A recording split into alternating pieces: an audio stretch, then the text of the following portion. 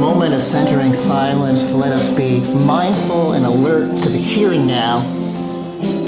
Let us sit calmly in this space, breathe, and listen to the sound of a singing bowl.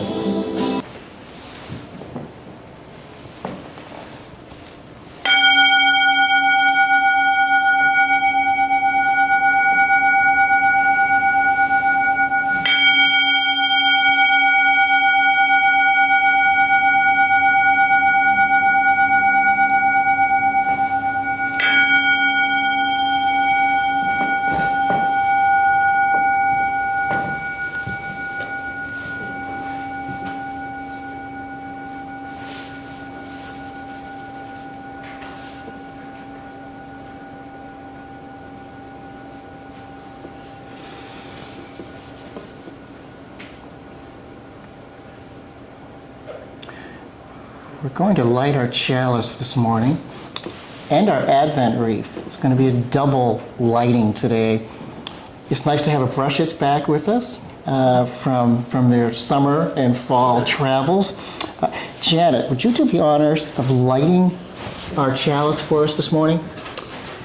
You'll find the matchstick right in the holder. Okay, thank you. And we're just going to transfer the flame from the ritual match to the chalice.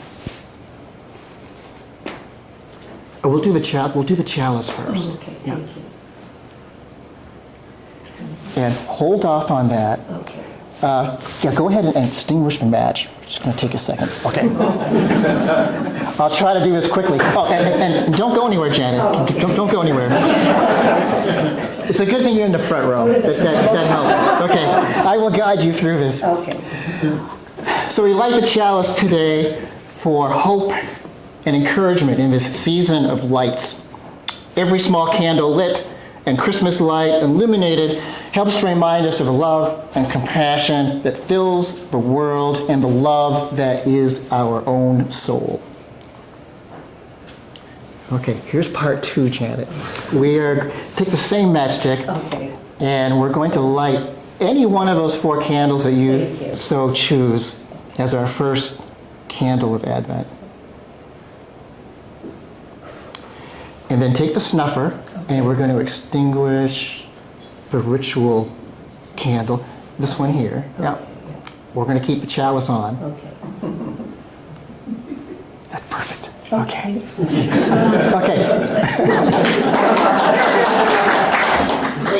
I really appreciate this, Janet.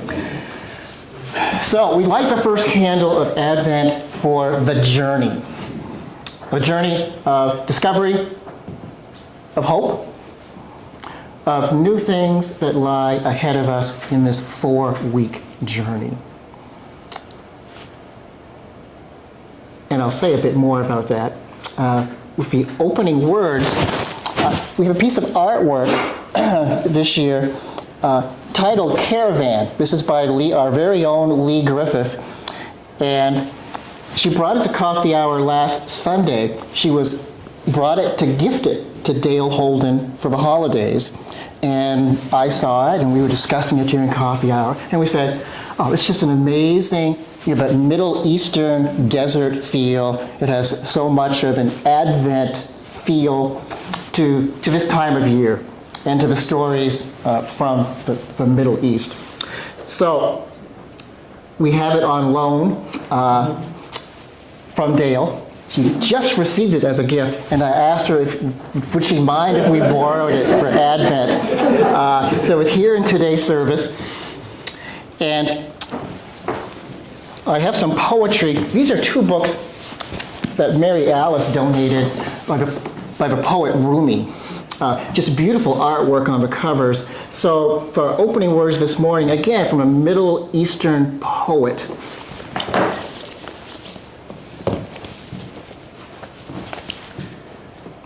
Rumi says, "Come again, please come again, whoever you are, religious, infidel, heretic, or pagan. Even if you promised 100 times, and 100 times you broke your promise, this door is not the door of hopelessness and frustration. This is a door open for everyone. Come, come as you are. And then a short poem by Rumi titled, A King Dressed as a Servant. A voice whispers quietly, the caravan from Egypt is here. 100 camels with amazing treasure. At midnight, a candle and someone quietly waking me, telling me your friend has come.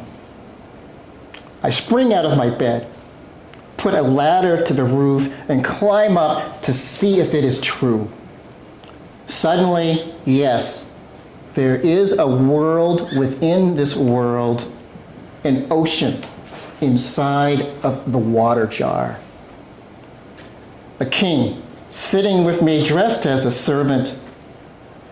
I see how love has thoughts, and that these thoughts are circling in this conversation with majesty. Let me keep opening this moment like a dead body coming back to life.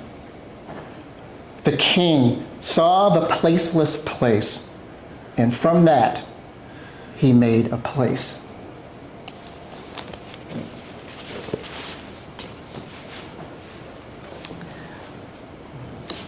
So we're going to try to sing as much as we can during Advent from our hymn book.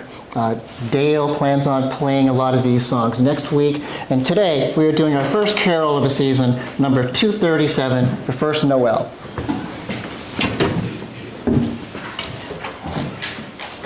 And please stand as you are able.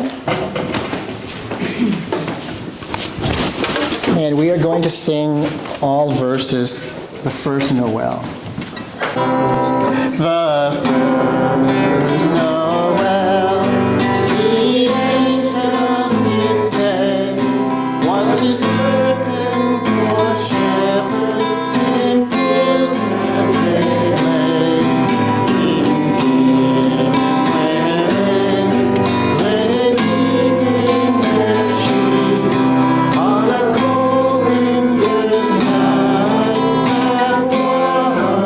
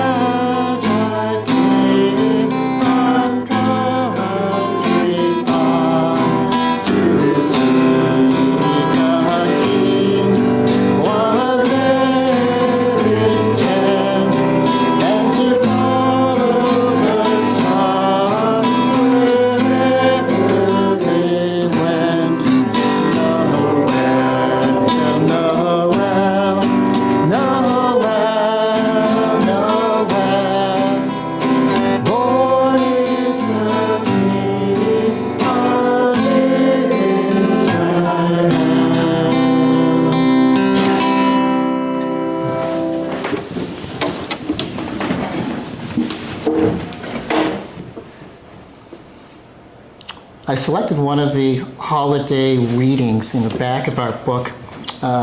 It may seem a little early for Christmas readings, but we only have 4 weeks to fit them all in. So this is number 653.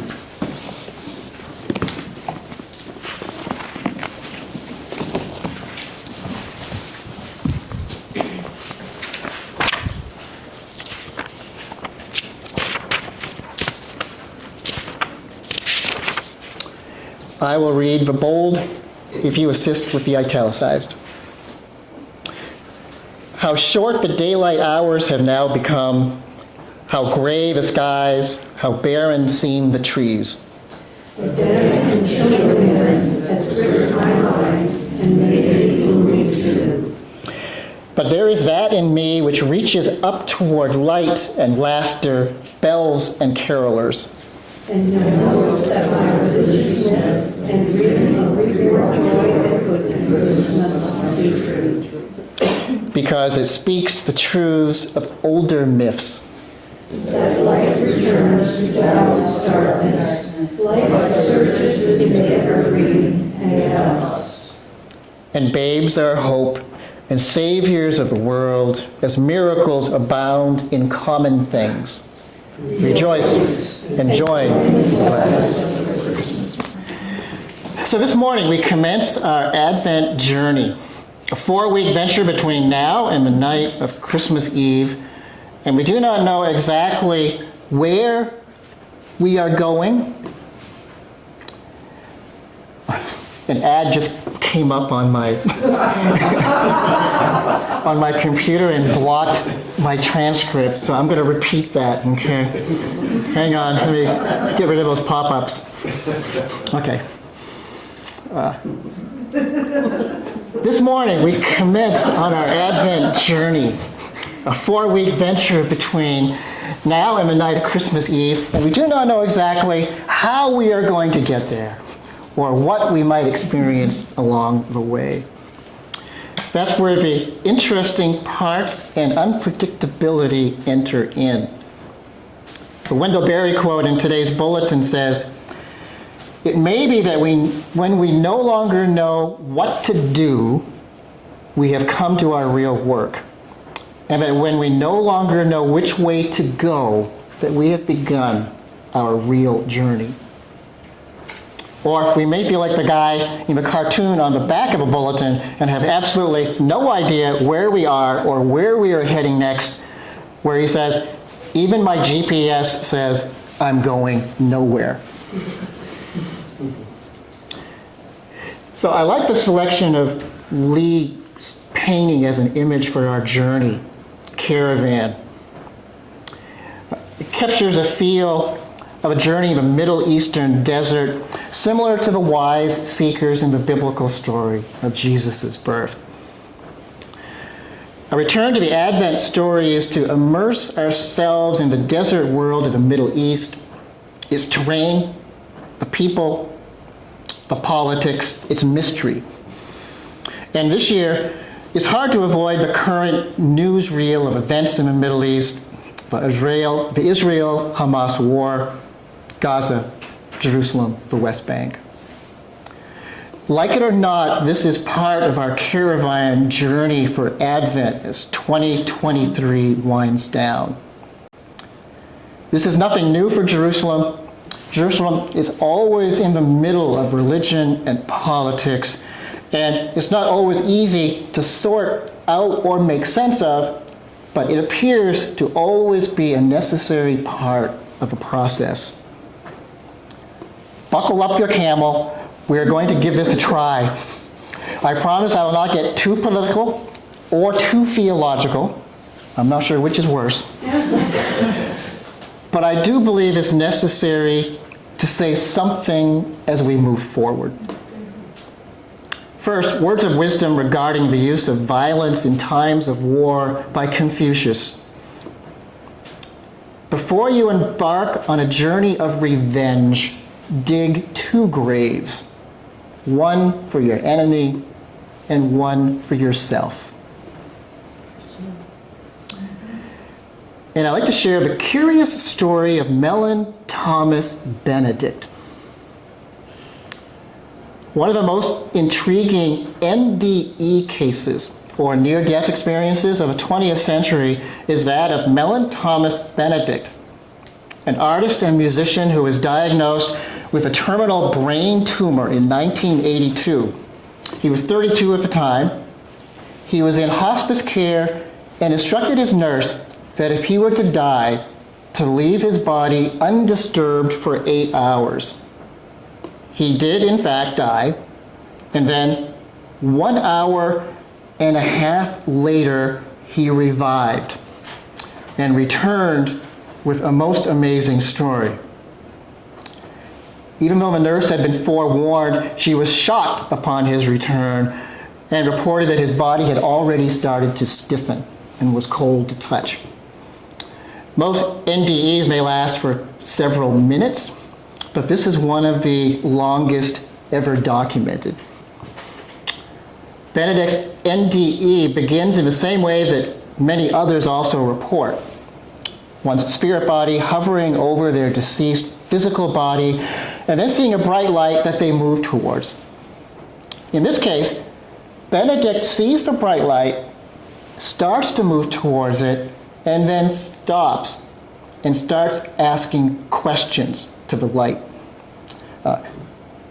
He started asking direct questions directed towards the light about what's going on. Apparently, most people in this situation do not stop to ask that question. To his surprise, the light takes him on this mind-bending trip, which we're just going to talk about the first part of it. The light transforms itself into the most beautiful thing he had ever seen, a large, colorful, cosmic mandala containing every human soul on the planet. Benedict called it a matrix of souls. And in our windows, you'll see a couple of examples of, typically the mandala is a circle combined with various images, combinations, and colors, all fitting together into each one a unique combination of these images and colors. Here's the account as recorded in Deepak Chopra's 2006 book, Life After Death. Gazing at the matrix of souls, Benedict became aware that they are all connected. Humanity formed one being. Each of us is an aspect of his wholeness. He was seeing a higher self matrix, which is a cosmic pattern of consciousness. Each person, he realized, has a higher self that serves as an oversoul and also as a conduit back to the source. And in this case, as Unitarians, we cannot help but recognize that terminology, the oversoul, coming directly out of Emerson's essays, out of nature. So Deepak Chopra, is tying into part of that literature background. He was drawn into the matrix, which he describes as ineffably beautiful. It radiated a healing, generative love that overwhelmed him. The light conveyed to him that the soul matrix formed a subtle energy level that girded the earth and bound people on the planet together.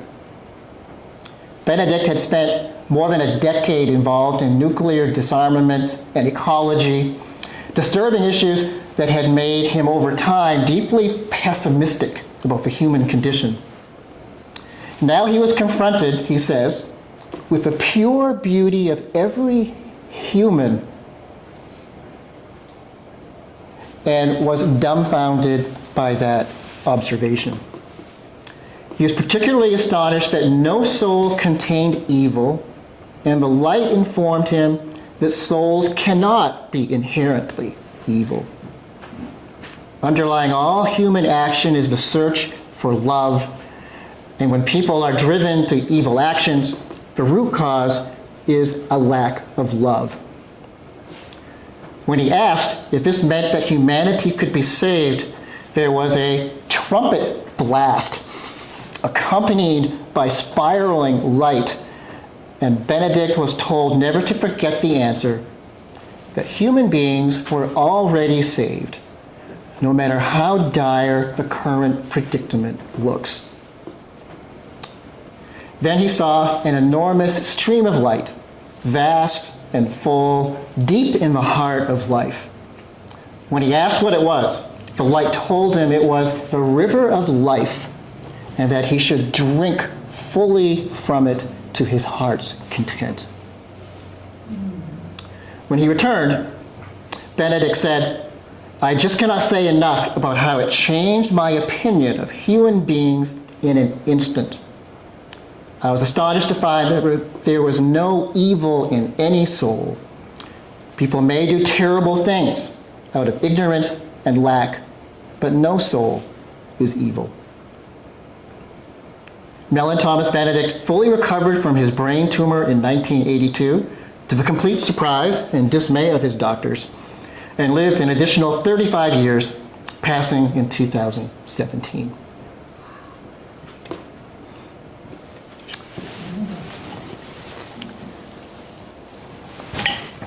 Regardless of what you may think of this incredible account, and without getting into the metaphysics at all, I do think that Benedict's image of a cosmic mandala, including all of humanity, is a persuasive image to restore hope and optimism to our shared and ongoing experiment on this planet.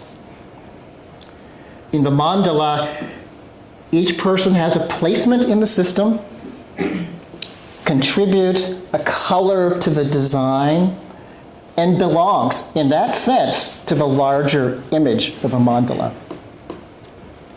The dark and or the bright, the large point on the mandala, or maybe a very small point, all have a role to play in this moving, evolving, amazing cosmic ball as the storyline plays out. Ideally, your placement or contribution to the mandala is positive, healing, and creative, but for a number of very good reasons, it may not always be so. Well-intended actions can sometimes go terribly wrong, and innumerable complications can arise along the way that derail positive outcomes. Life is the great teacher. If we are intent on learning from our shortcomings and willing to adjust and expand into new and better ways of doing things, our life will improve, and along with it, the lives of those around us that we share on this planet. A new level of awareness, a higher consciousness, a new perspective will manifest itself in us and in the world around us. And that is a nod to your service, Ira and Randy, from 2 weeks ago. The power of that creative intent. Not that we know what is coming next, but our attempt to move in that direction is key. You cannot see the fourth agreement covered up by our Advent tree, but the always do your best is one of these key cosmic, is creating that intention, manifesting it in this life. This process of a journey, even though we may not quite understand how it's going to work, what our part in that might be, or in a group, the amazing likelihood of partnering, even a small group can do amazing things in one's own community, or larger implications of that. Stranger things have happened. That's where these great mythological stories of this holy time of year arise from. This is the basic message of universalism, the second part of our Unitarian Universalist name. The message that everyone in that mandala is included. Everyone at their core is divine, even if it's a black dot or a strawberry red dot. And that we all still have some work to do in our own lives to make it so, to reach that potential. And we are all going at our own speed. I think every time we hear or revisit Advent and these holy stories, we approach the story in a slightly different way than we did last year. In my case, it's been over 50 times I have revisited this amazing story, from childhood, Christmas pageants, into doing services here, and trying to discover, find a meaningful way to involve that process and the power of these stories that endure. And we're pulling our own meaning from this, and as a group, and finding traditions and rituals to enhance that. So this year, again, accompany me on this journey as ministers among many in this small group, as we, as in Lee's painting, follow, there's this image of a small figure in the distance is leading, the camels are going the opposite direction. You can barely see the leader, and the first person on the camel, I'm not sure if it's female or male, not that it matters. And then Lee said she removed the original photo. Each camel had an individual person seated on a camel, and she decided to replace that with colorful blankets and cargo, and the emptiness of that journey, leaving space for what we may place on that camel as we go. At this point in my spiritual evolution,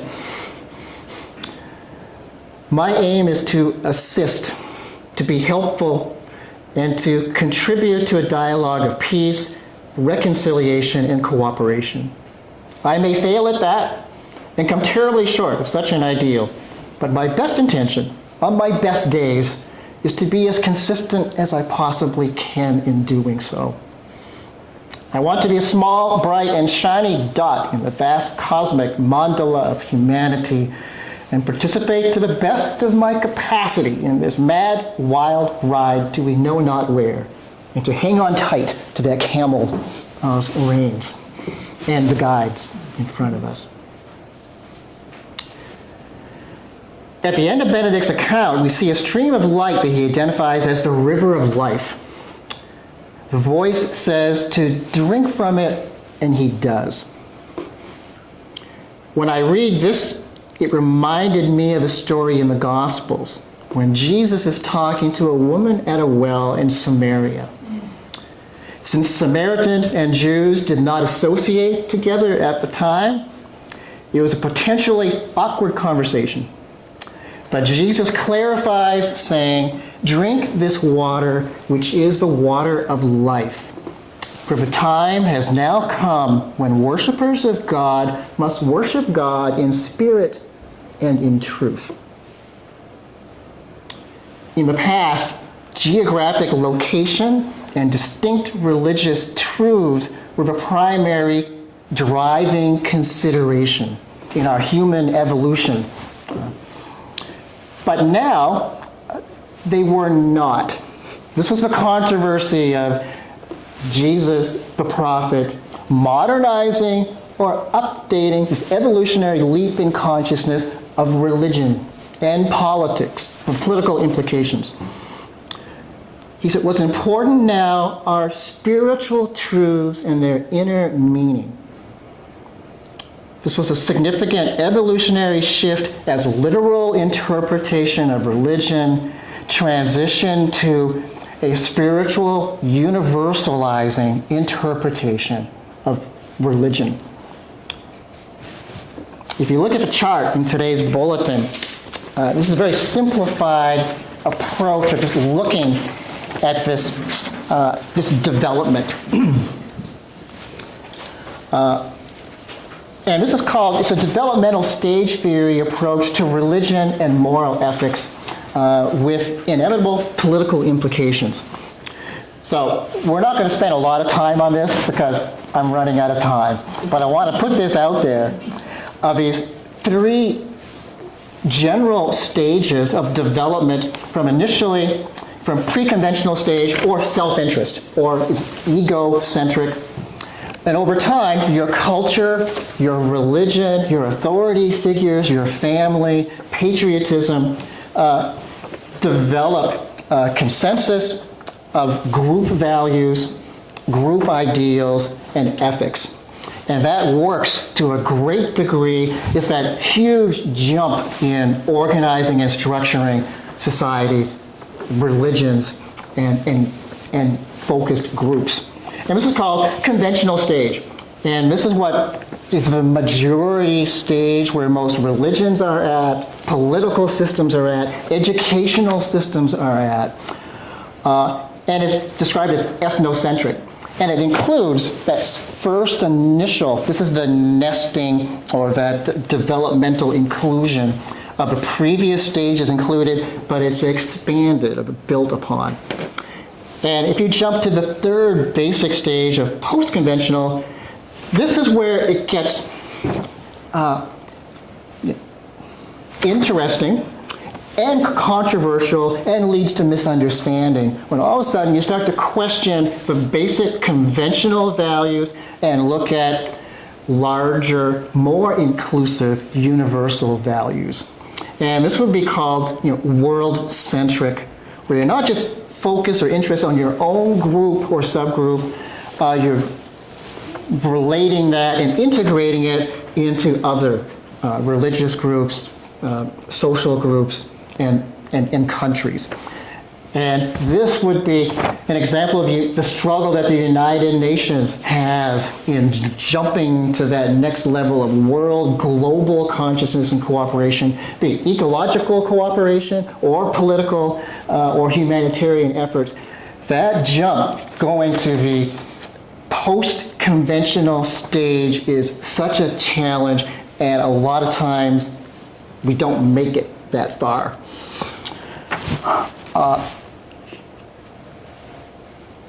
So when you take the ethnocentric or conventional approach, it's a dualistic system of us versus them. You end up picking sides, and that leads to conflict, violence, and the difficult nature of resolution and diplomacy. And that's where we find ourselves with religion and politics. And in the Middle East would be a perfect example of how challenging that can become. What I have this morning are just 4 basic tips based on this universal approach, which does tend to lessen one's own suffering. So tip number 1 is don't pick sides when you're taking this universal approach. Number 2, consistently take a humanitarian approach when you're looking at these differences. 3, do not have expectations on results or resolving the misunderstandings or shortcomings or conflict. And number 4, it requires trusting this larger process, that image of a mandala of how it does fit together. Difficult to explain all the moving parts in it. But the great mystics and the great saints, they keep reiterating this message of everything is going to be okay. It's all right. Everyone is going to make it. These can tend to be highly misunderstood or overly optimistic slogans, but they're coming from this place of trusting this larger process, a larger view, the universal oneness of humanity, world religions. And on this chart, if you were going to place Unitarian Universalists, why we are sometimes, it's a challenging place to be. We are in that non-dual, practicing a non-dual religion of universal compassion and inclusion. And Jesus was attempting the same development in the Jewish religion of his day, and you will meet with challenge or being misunderstood. Yet that commitment of finding one's own orientation through that challenge is key as a spiritual practice during Advent. You'll hear the 4 traditional themes of peace, hope, compassion, and joy as the expression, attributes to explore or to meditate upon during Advent. You'll hear these in the next few services coming up. So I encourage you, as you hear these 4 themes mentioned, put it through the cycle of this chart.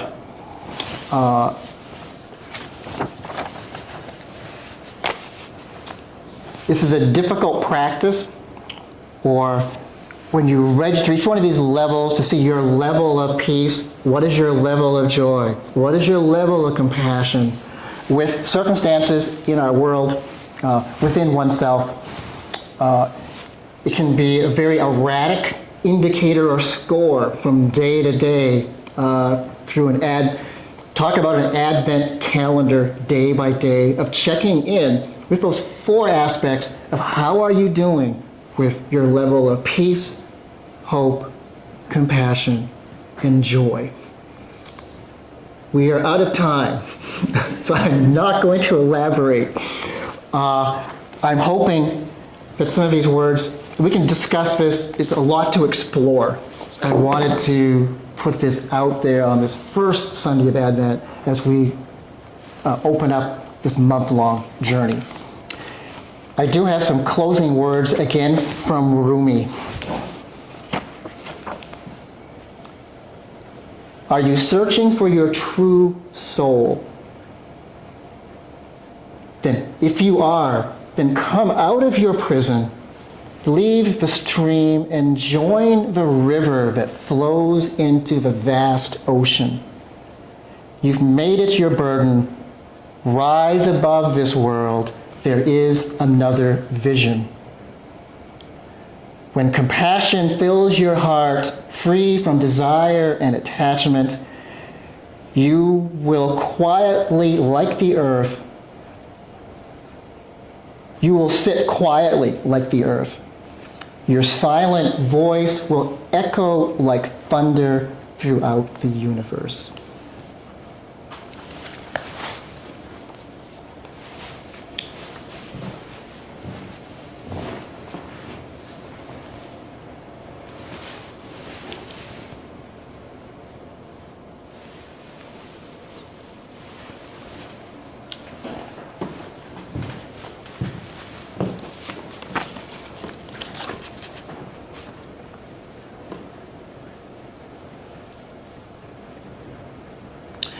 And now may the peace of this season settle upon our hearts like snow gently laying upon the fields. As we extinguish the chalice, may we carry the light within us in this Advent season. May our smile lighten someone's burden. May our generosity benefit someone in need.